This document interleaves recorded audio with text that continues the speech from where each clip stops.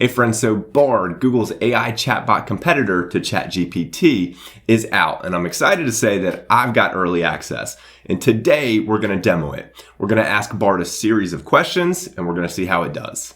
If we haven't met yet, my name is Scott Redgate. I'm an online marketing coach, and I've been in digital marketing for over 12 years. And before we dive in, make sure you grab my free 7-day online marketing jumpstart PDF if you want to jumpstart your business results this year. Let's dive in.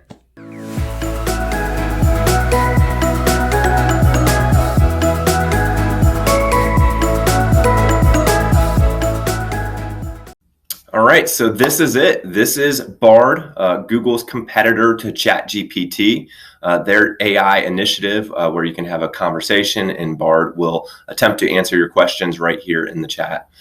You can see this section right here. It says, I'm Bard, your creative and helpful collaborator. I have limitations and won't always get it right, but your feedback will help me improve. So it is still in experiment mode. And so when I was giving it a try yesterday, I actually asked it, I said, hey, Bard, if ChatGPT is a 10 out of 10, how do you think that you would rate against ChatGPT? And it gave me an honest answer. It said that it would be about a 7 out of 10.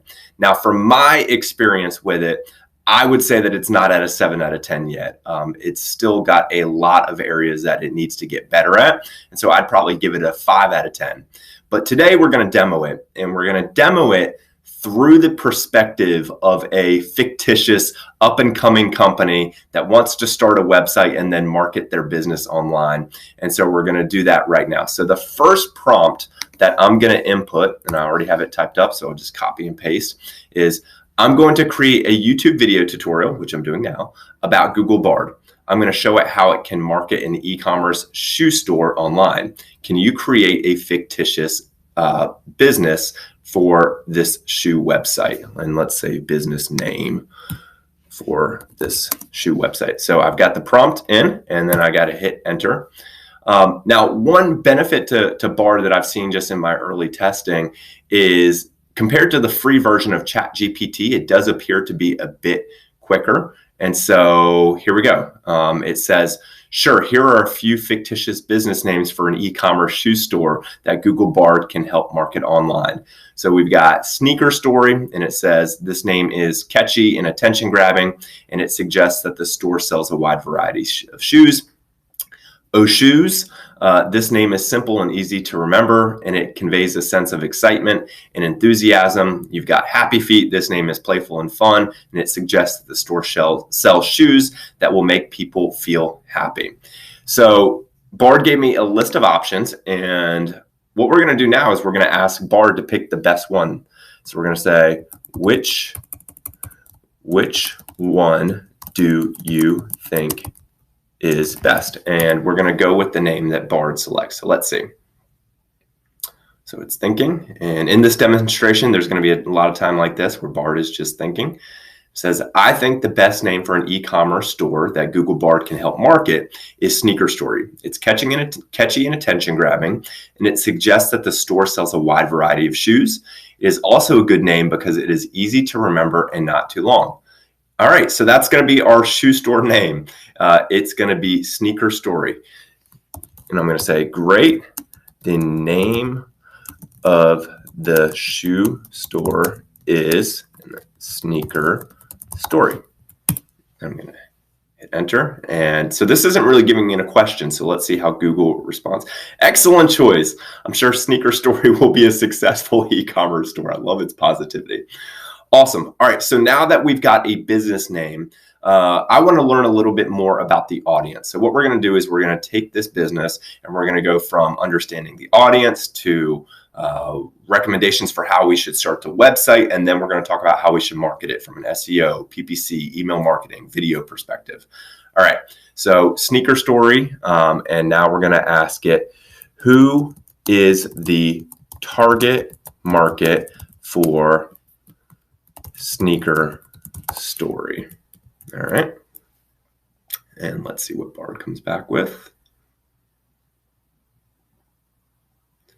The target market for Sneaker Story is anyone who is looking for a wide variety of shoes at a reasonable price. The store sells shoes for all occasions, from dress shoes to casual shoes to athletic shoes. It also sells a variety of accessories, such as shoelaces, shoe insoles, and shoe polish. The store's target market is anyone who is looking for a one-stop shop for shoe needs. Okay, that's super broad, but let's continue reading to see if it gets into the demographics here. So here are some of the factors to consider when defining a target market for an e-commerce shoe store. Age, the age of the target market. All right, so I'm going to stop because I can already see that instead of actually giving me a target market, so telling me, putting 2 and 2 together, saying that, hey, Sneaker Story, it should be a target market of, people between the ages of 20 and 40, predominantly female or male or whatever. It's going into just describing what the different characteristics of a target market is. So that's not the path that I wanted to go down. So I'm going to say and what was my business name again? Sneaker Story. For Sneaker Story, what are the demographics of its customer base? Be specific. If I have any typos in my prompts, I apologize. We're going to try to do this in one cut without any edits. All right, so Google's thinking. Awesome. This is exactly what we wanted. All right. The demographics of Sneaker Story's customer base are as follows. Age. The majority of Sneaker Story's customers are between the ages of 18 and 34. Gender. The majority of Sneaker Story's customers are female. Locations. Sneaker Story's customers are located all over the world, but majority are located in the United States. And we've got a budget. The majority of Sneaker Story's customers have a moderate budget. Sneaker Story's customer base is diverse and includes people from all walks of life. The store's wide variety of shoes and accessories appeals to a wide range of customers. Okay, awesome. So we got demographics. We got age, 18 to 34. We've got gender, mostly female, location, United States. And then we've got a budget, which is a moderate budget. Okay, so now we know who our audience is. All right. And so now we're going to ask Bard. And I might mistakenly call it ChatGPT because that's what I'm used to. We're going to ask Bard, do you think I should start a website to serve this customer base? Let's see what Bard says. Thinking. It says, yes, I think you should start a website to serve this customer base. A website would allow you to reach a wider audience and sell your shoes online. You could also use your website to provide information about your products and services, such as shipping and return policies. Here are some of the benefits of having a website for your e-commerce shoe store. All right, so yeah, that's a good, pretty generic, pretty vanilla answer there. One difference that I would say from ChatGPT is ChatGPT at this point is providing better, more relevant answers. But I will say that Bard makes an attempt to, after it gives you the answer, it tries to give you some additional context for the prompt. And ChatGPT doesn't always do that. In some instances, it's not actually what I want. I just want a direct answer, but that's just something to note as one of the early differences between Bard and services like ChatGPT or even Jasper. Okay, so we've got our business name. We've got our audience. We know who our audience is. And now we know that Bard thinks that we should create a website. So let's ask Bard to help us in the website creation. So let's ask it, I'd like to create a website. What platform, or actually, let's take a step back. What are the steps I should take to launch a website? Thinking.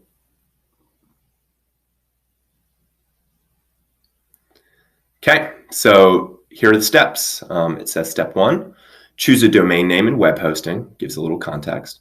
Create a website design, add content to your website, promote your website, and then it gives some additional tips. Choose a reliable web hosting company, use a content management system, make your website mobile friendly, and be patient. Okay, so let's go ahead and let's ask Bard if it can come up with a domain name.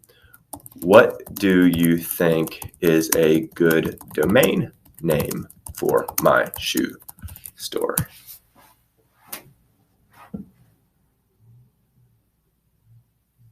And it thinks.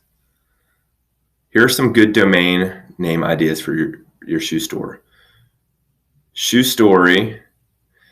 This domain name is short, memorable, and relevant to your business.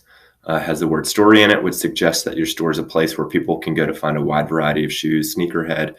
Okay, so let's confirm. The name of the business was Shoe Story. Let's go back up. Sneaker Story. Sneaker Story was the name of the business. So in this response, Bard missed it. So for one, in terms of the domain name, it's not giving me a top level domain like .com or .net or whatever. It's simply giving me the abbreviated, truncated words. And it doesn't necessarily even align completely with the name that it picked out, which was Sneaker Story. So with this particular answer, it would have been awesome if Bard said, hey, the name of your domain should be sneakerstory.co or .com or .store or whatever. Instead, it gave me this. And one of the reasons for that is it might not have learned from the open database of domain names like GoDaddy, or even Google has their own domain name service to see what's available and what wasn't available. So we kind of caught it in somewhere that it's not familiar. So then it kind of creates, it's trying to create like a business name almost, but then it knows that domain names, you can't have spaces between it. So it combines it. So it's not, this answer is not good, and that's fine. That's fine. We'll move on. So it's not able to help me with a domain name, but it was able to help me with a business name. And so now let's go back up to the steps, and it said, choose a domain name and website hosting. Okay. So we're going to say, what website host should I use?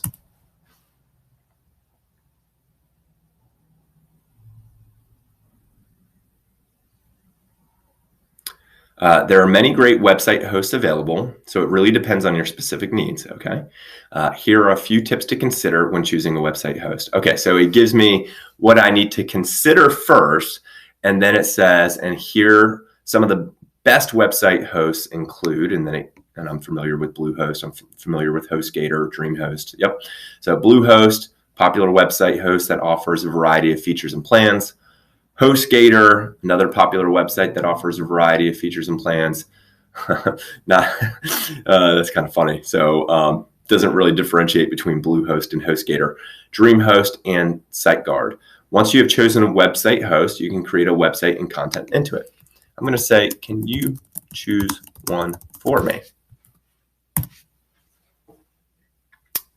want to see if it will pick one over the other. Sure, I can pick your website host. Based on the information that you provided, I would recommend Bluehost. It's a popular website host that offers a variety of features and plans. It also has good uptime record and excellent customer service. All right, and then it goes on to say some of the benefits of Bluehost. Okay, so we've got our business name, which was Sneaker Story. We've got our website host, which is Bluehost. And let's say, excellent. We'll go with Bluehost. I want to sell my shoes online. What e-commerce website platform should I use?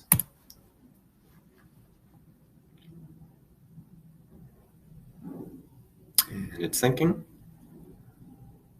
All right, so gives another generic answer. There are many great e-commerce platforms. Yes, there are. So it really depends on your specific needs. Here are a few things to consider: features, cost, ease of use, support. So this is the similar pattern that we saw before, where it says, hey, here's some of the things that you need to consider. We believe are the top features when picking. But then it comes down here and says, some of the best e-commerce platforms include Shopify, WooCommerce, Squarespace, and Wix. Awesome. So what we're going to do, we're not going to ask it which of these it wants us to go with. We're just going to pick Shopify, as that's one of the most popular. So we've got our name of our business, Sneaker Story. We're on Bluehost, and now we're on Shopify. Awesome. So now that we've done that, let's go back up, and Bard's recommendation is to start or create a website design. All right, and then add content to your website. Okay. Let's see if it remembers what it the answer that it provided regarding our target audience. So we're gonna it's Bard in its early infancy. It can't generate images at this time. I wouldn't be surprised if that's a feature that gets launched relatively soon. But it will be able to provide context in terms of, hey, here's the design that we recommend you go with. And what I want to see is if it recommends a design based on the target market that it provided earlier. So I know it was a younger demographic. It was predominantly female. And so let's say, awesome, I'm going to go with Shopify. All right. Let's say, what type of design and color scheme should I use to reach the target market of Sneaker Story? All right. Curious to see if it's going to add a line to reach the target market of Sneaker Story, which is users who are yada, yada, yada. All right, so just launch. Let's see. The type of design and color scheme you should use for your Shopify store will depend on your target market. If you're targeting young people who are interested in fashion and sneakers, you may want to use a bright and colorful color scheme with a lot of white space. You could also use images of people wearing sneakers in different settings, such as a gym, at the park, on the street. If you're targeting older people, all right, so it doesn't look like it remembered the target market that it mentioned earlier, because it's saying, hey, if you want to target a younger demographic, here's what you should do. If you want to target an older demographic, here's what you should do. And then it goes on to say, ultimately, the best way to choose a design and color scheme for your Shopify store is to experiment. All right, so pretty dissatisfied with this answer. And then it goes into the pattern that we had talked about before. It's providing context. It's saying, hey, here's some tips for choosing a design and color scheme. Keep your target market in mind. Consider your branding. Use images. Be consistent, etc. All right, so it missed the mark on this. It's been able to provide some good answers on some of the other ones, but it's missed the mark on this, and that's okay. All right, so now we've got our name, we've got our host, we've got our platform. I'm going to ask Bard a random question. As I create this website, how long until you think I will start to make money? All right, bad grammar alert.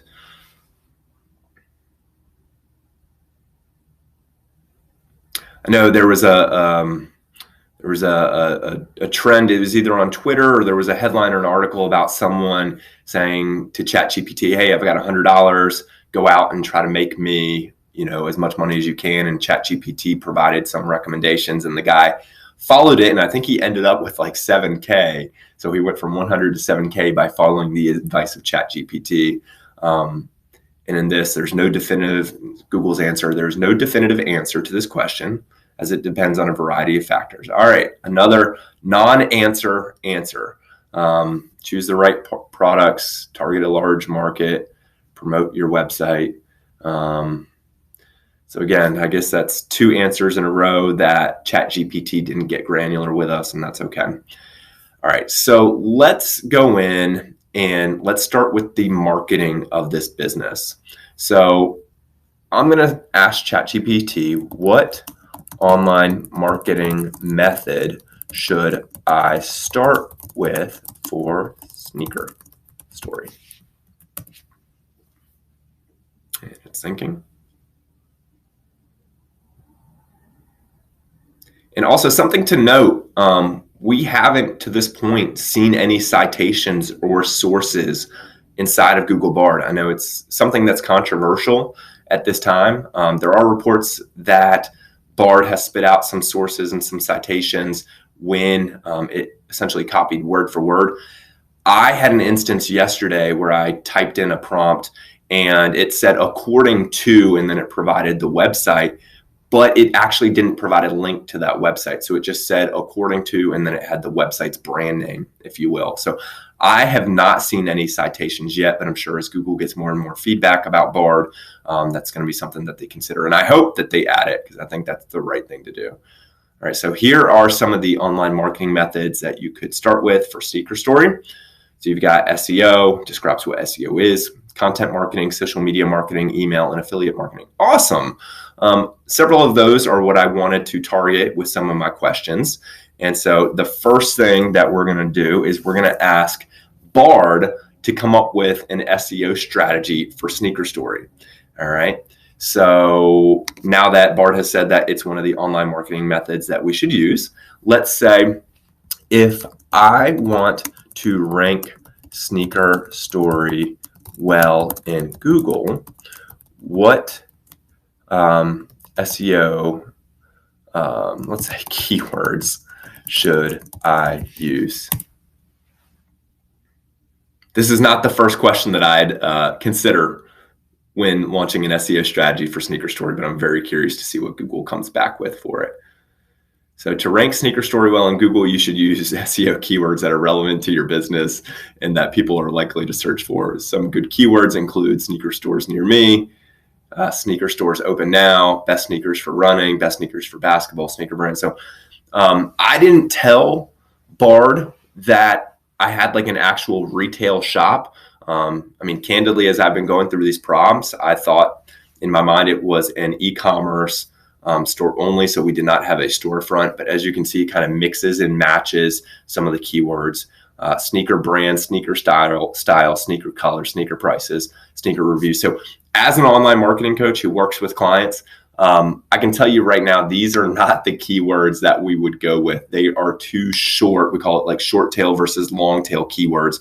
And many of these are just flat out competitive. And Sneaker Story, if you launched a brand new website, is not going to have the ability to rank for these particular keywords. It goes on to say you can use the keyword research tool like the Google Keyword Planner. That is correct, to find more keyword ideas. And then it says, here are some tips, just like it's done before. Use relevant keywords. Use long tail keywords. Long tail keywords are competitive and less search volume, but they can be relevant to your target audience. So Bard did not use its own advice. So it's saying on one side, use long tail keywords. And then on the other side, it's providing me, go after the keyword sneaker prices. So it's not listening to its own advice. That's okay. But it then goes in to say, some of the other things that we should do: use keywords in our website content. That's a no-brainer, and get backlinks from other websites. All right, so let's now say that we select one of these keywords, and this is one of our targets for, let's say, the homepage. Sneaker store near me, best sneakers for basketball. I really don't like any of these keywords. All right. Let's say Sneaker Story, our target market, we're going after the niche of affordability. And so not necessarily super high quality, but we really want to be cost competitive. And so let's say the keyword that I want to target on my homepage for Sneaker Story is, and let's say, affordable online shoe store. This is not a great keyword selection, but it's okay. It's all right. We'll go with it. We're going to ask it to create an SEO title tag and meta description. Can you create an SEO title tag and meta description for my homepage? And we'll ask it the question.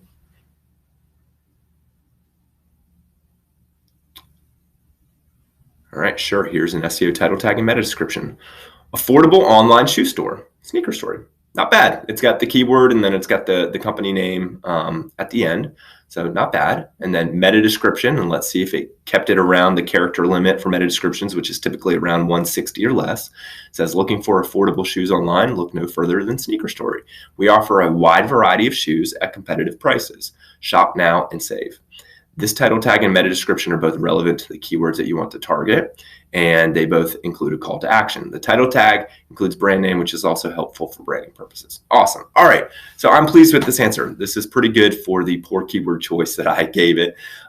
So now that we have the title tag and meta description, I want to ask Bard, do you think I should write text for my home page to rank in Google?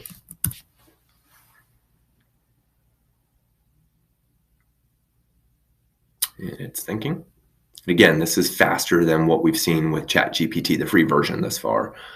And then it says, yes, you should. And it's a long answer again, like that. This is a very, I'm going to say, can you answer my question directly?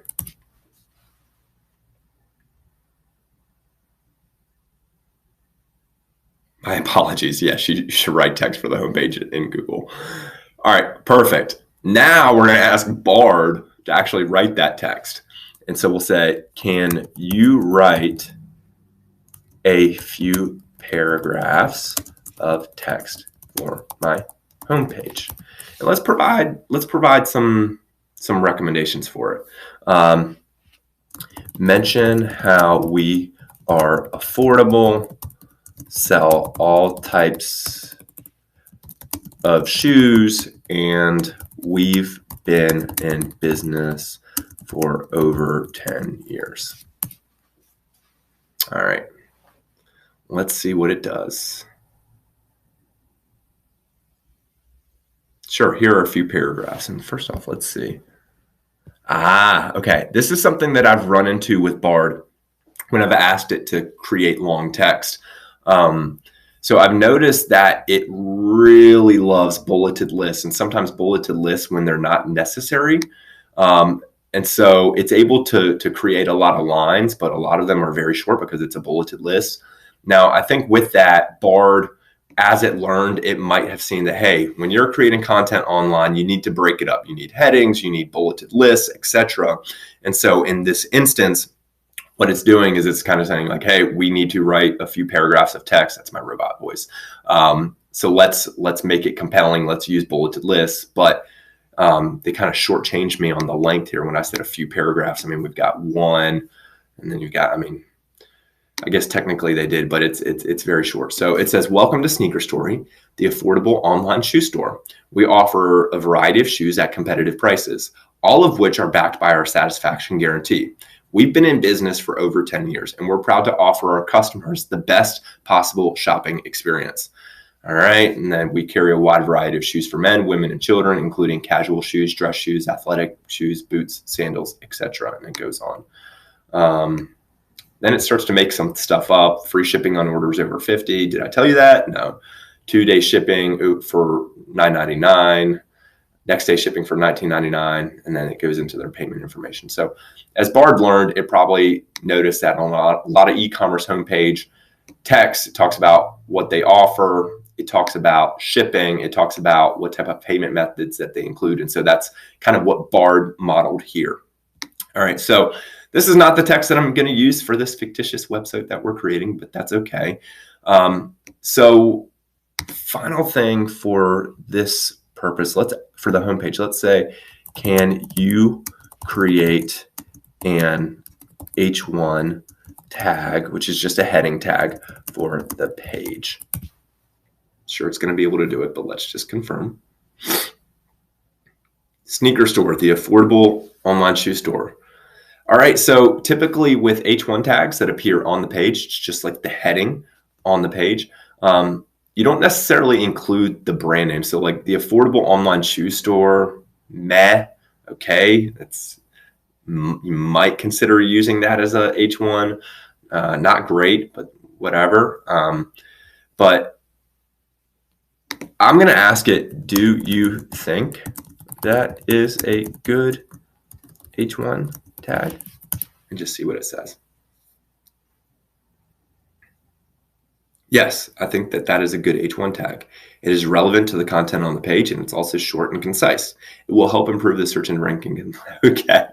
Also, something to note, I won't get into a deep dive because, quite frankly, I don't know all the ins and outs of it about how these AI tools work.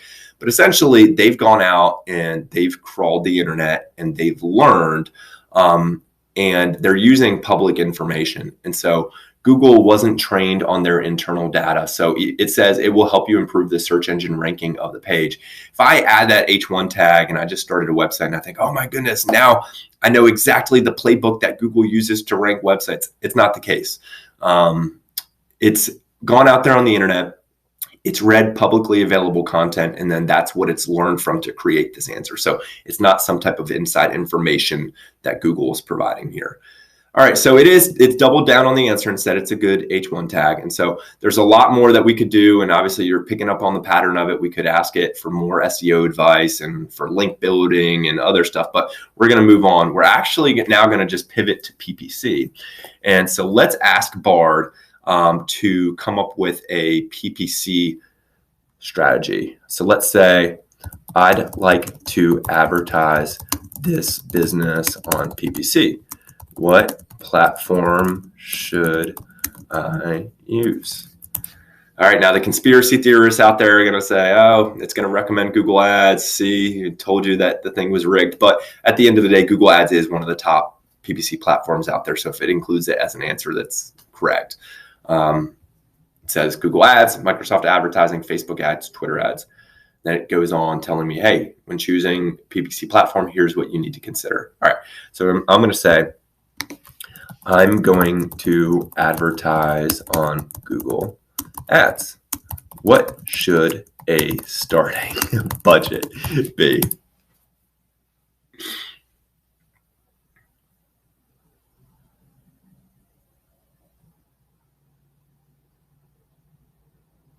All right, so it gives me a lot of context, but I can see right here, $50 a day. Okay, all right, that's fair. It's not ridiculous. I was somewhat expecting it to say, you need to drop $5,000 a day right when you're starting out, but no, it's reasonable. $50 a day to start so that you can learn, and this will give you enough money to test different keywords and ad creatives, etc. Okay, so let's do one thing. One of Google's new campaign types is called Performance Max, and if you've ever followed my YouTube channel as an online marketing coach, I've got a lot of videos on Performance Max, and so I want to see is Bard up to date. So I want to see if it would actually recommend me doing a Performance Max campaign. So should I do a Performance Max campaign inside of Google Ads? So one of the things about ChatGPT, and I'm sure this is going to evolve and it's going to improve, but they were only trained up on data, I believe, through 2021. So if you ask it questions about events post 2021, it's not able to do it unless you give it the context. So Google says, yes, Performance Max is a good option if you want to maximize your results across all of Google's advertising channels. Yeah, that's true. That's one of the things about Performance Max is it leverages all of Google's placements like Discovery, Maps, YouTube, Search, Gmail, the whole 9 yards. So that is correct. So it does know what Performance Max is, which tells me that Bard is trained on recent data. And then it says, here are some of the benefits. Help you get more conversions, save you time. Yep, all that's good. All that's good. Okay, so let's get granular with this. With Performance Max, you upload a bunch of assets and images and videos, and then essentially Google picks and chooses what it wants to use. Let's say, what type of assets should I use for my, and then let's do the abbreviation. Let's do PMax campaign. Let's see if Google is able to connect Performance Max with PMax and provide a concise answer. All right. Images, videos, headlines, descriptions. Yep. That's good. Awesome. Awesome. Yeah, that's a fair answer. Let's see. Let's ask. All right, let's go really deep. What type of images should I use for the target market of sneaker story?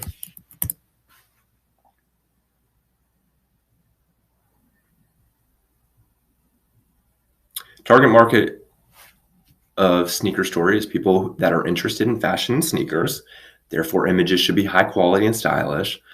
Again, I wish that it just remembered the target market that it gave me at the very beginning of this demo, but it doesn't appear that it has. And so now it says target market is people who are interested in fashion and sneakers, which is technically correct, but it's just super generic.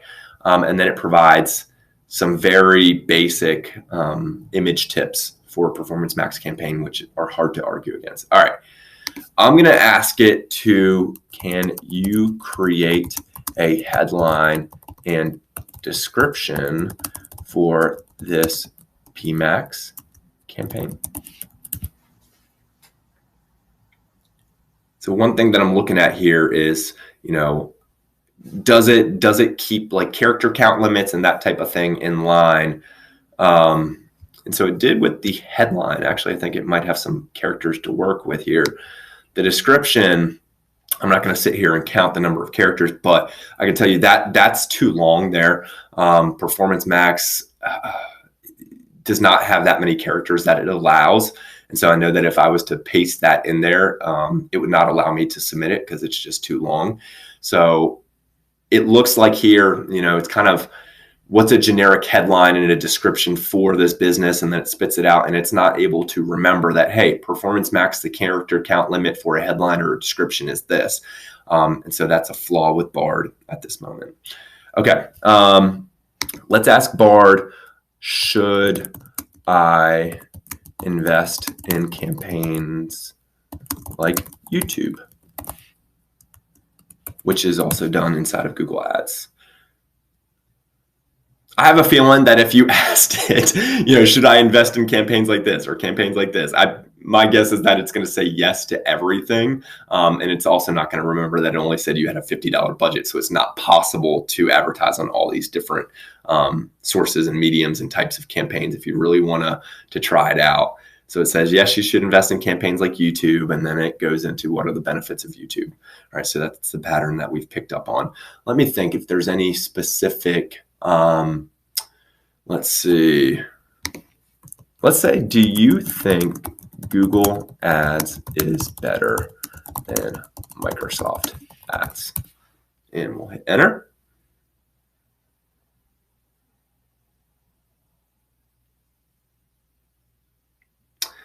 Politically correct answer here. Both Google Ads and Microsoft Ads are great platforms. Google Ads is a more popular platform. Microsoft Ads is a newer platform. I guess that's technically correct, but it's growing in popularity. Ultimately, the best platform for you. So yeah, when you ask it a question like this, it goes benefit of one, benefit of the other. Ultimately, the decision is yours. And so that seems like a similar trend that Bard has just been trained on in the answer that it's giving. Okay, so now we've done business name, website, SEO, PPC. Let's just ask it for some other things inside marketing. So let's say I want to send an email to my customer base. What should my subject line be? Let's see what Bart says. All right, so here's some tips. Make it personal. Yep, we've seen this before. Here's an example of a subject line that follows these tips. Your name. It knows my name. It's Sneaker Story. You gave me my name. Check out our latest sale. That. So it says this subject line is personal, specific, and urgent. It also uses an emoji to make it more attention grabbing. There's no emoji here that I can see. So it looks like maybe Bard learned from an article out there on the internet about writing good subject lines, and emojis is something that you should test. But the subject line is not personal, specific. I wouldn't even say it's urgent, and it does not use an emoji. So Bard is not practicing what it preaches there. All right, one more thing on the email side, or two more things. Let's say, how often should I send emails to my customer base?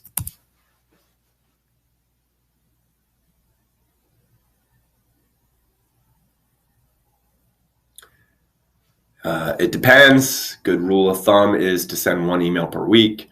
Here's some factors to consider, and it provides a long answer. All right, let's give it something that's really tough. Let's say, can you create a calendar for next month for my email sends? Obviously, it's just text-based right now, so I'm not anticipating for it to actually like pop up with a calendar. I just want to see if it says, hey, week 1, this is what you should do. Week 2, hey, actually, I'm surprised here. It does have some formatting here. This is good. So it says February 24th, welcome. First off, we're not in February anymore, so that's something to note. But it says, welcome to the sneaker story email list, February 28th, 10% off your first purchase. March 3rd, new arrivals. March 10th, sneaker stories, 10 most popular sneakers. So it's trying, right? Like, it's picked up on a pattern that e-commerce retailers out there offer discounts. They have a welcome message. They talk about new arrivals. They have emails about popularity. It is able to say, hey, March 17th, St. Patrick's Day sale. So that's pretty cool. So with this answer, I'm pleased to see that it has some formatting to it. Like, that's pretty cool, but flaws, very generic subject lines. The dates, it's not understanding what today's date is and then what next month would be. So, something that it can learn from. Awesome. Okay. So now that we've done business name, website, SEO, we've done a little PPC, and we've gotten some email marketing tips. Let's say, thanks, Bard. I have to go today. Is there anything else I should do to better market this business? And it's thinking. And it gives me some generic answers, which I was somewhat anticipating. Awesome. Now let's do the personal touch to it. Let's do thanks.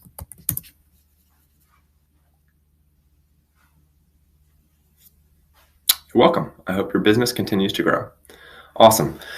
So as you can see, Bard is still in experiment mode. It has some good to it. It has some bad to it. At this stage, I would not say it's as good as tools like ChatGPT, but the benefit that Bard has compared to ChatGPT is just the sheer volume of the training of the data set that it can learn and train from.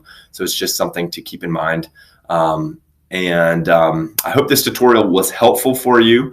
And it would mean a lot to me if you could do me a favor and like this video and subscribe to my channel. This is actually the first video that I've really done at this length. So I hope it was helpful for you. And yeah, if you could subscribe to my channel and like this video, it would mean so much. And if you need any more money-saving marketing tips, visit scottroadgate.com. Thank you so much. Take care.